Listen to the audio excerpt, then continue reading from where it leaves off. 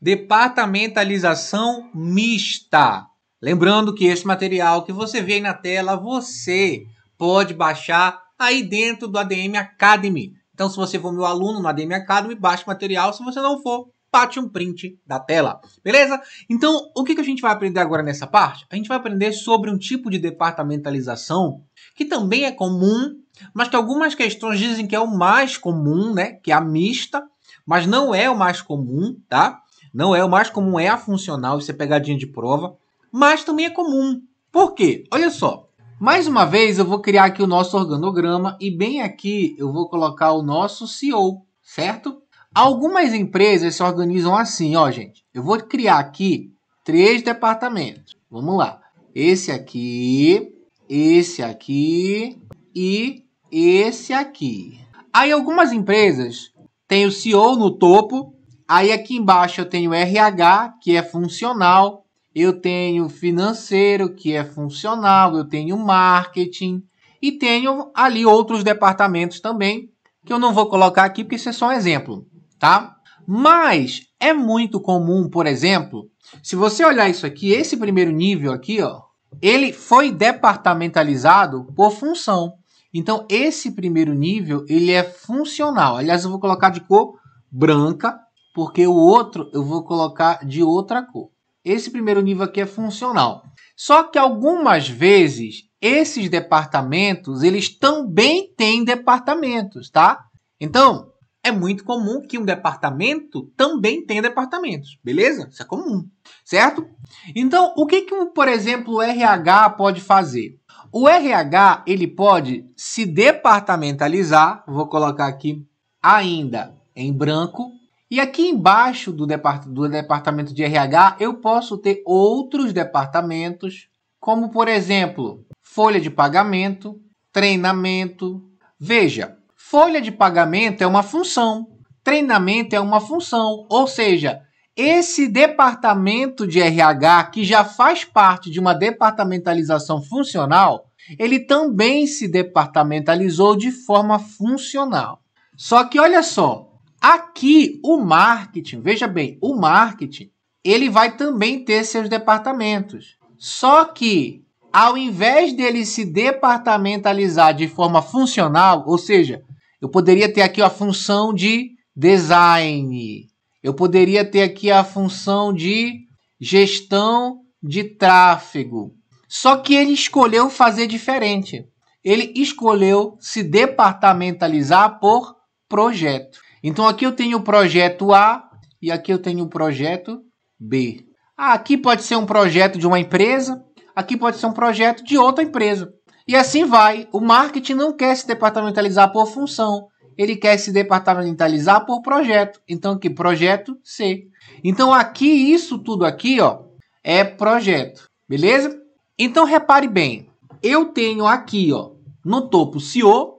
Nesse nível, primeiro nível, eu tenho uma departamentalização funcional. No segundo nível, que é esse aqui, ó, eu tenho uma departamentalização funcional, mas eu também tenho uma departamentalização por projeto. É isso que a gente fala de departamentalização mista.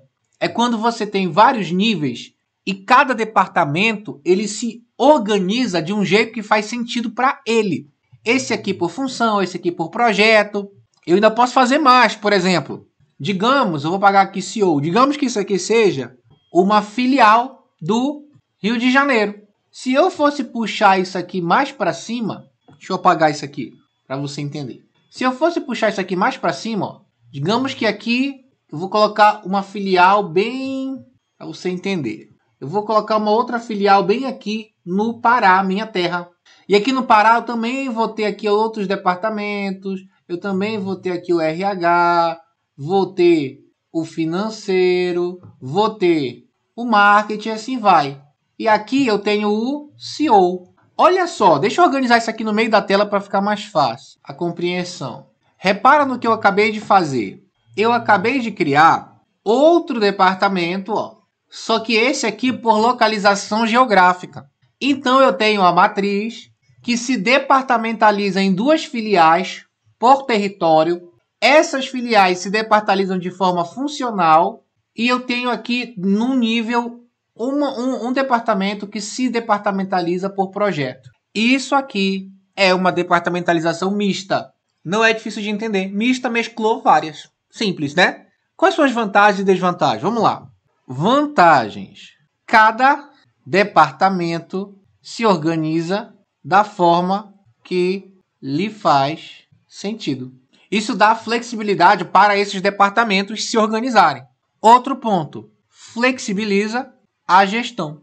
Porque agora quem gere tudo isso aqui tem mais opções de se organizar de uma maneira que mais faça sentido. Tanto para os departamentos como para a empresa como um todo, né?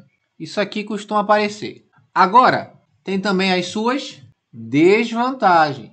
Quais são essas desvantagens? Primeiro, complexidade. Se dividir em muitos departamentos, pode trazer uma certa complexidade na coordenação, né? Essa complexidade principalmente na forma de coordenar. Segundo, conflito. Posso ter conflito entre todas essas quantidades de departamento. De saber, por exemplo, qual é o mais importante, se é a função ou se é o projeto. A quem obedecer pode ter conflito de subordinação aqui também, tá?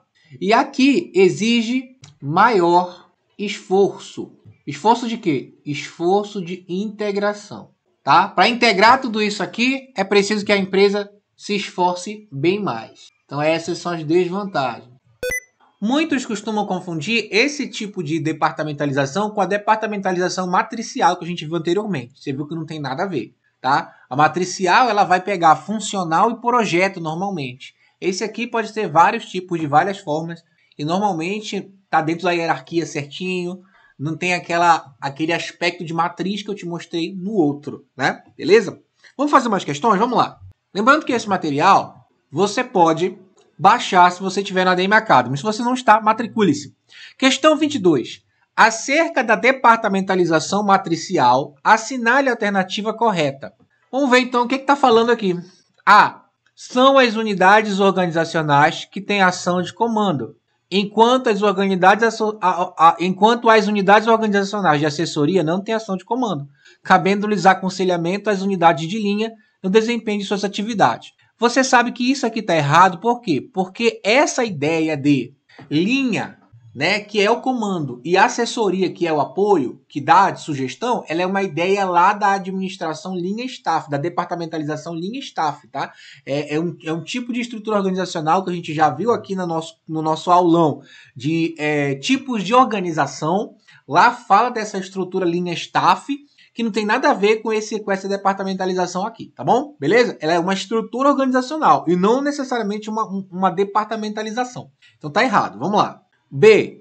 Baseia-se na sobreposição de 2 ou mais tipos de departamentalização sobre a mesma pessoa. Foi exatamente o que a gente viu, só que olha só, a gente precisa às vezes desmembrar isso aqui. Essa é a correta, tá? Eu já vou explicar melhor ela para você.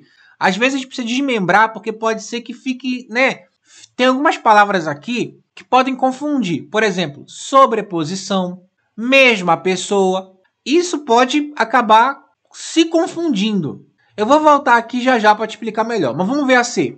É o tipo mais frequente. Não, departamentalização por matriz não é o mais frequente, tá? Não vou nem ler o resto. O mais frequente é o funcional. D. É apropriado quando a organização atende a diferentes tipos de cliente. Não, quando a organização atende diferentes tipos de clientes, o apropriado é a departamentalização por cliente, tá bom? Muito bem, vamos lá. Voltando para B, tem duas palavrinhas aqui que ele usa, que é sobreposição de 2 ou mais tipos e sobre a mesma pessoa. Então, olha só, voltando aqui para a nossa tela, se você olhar, ó, aqui eu tenho CEO, que é um departamento, certo?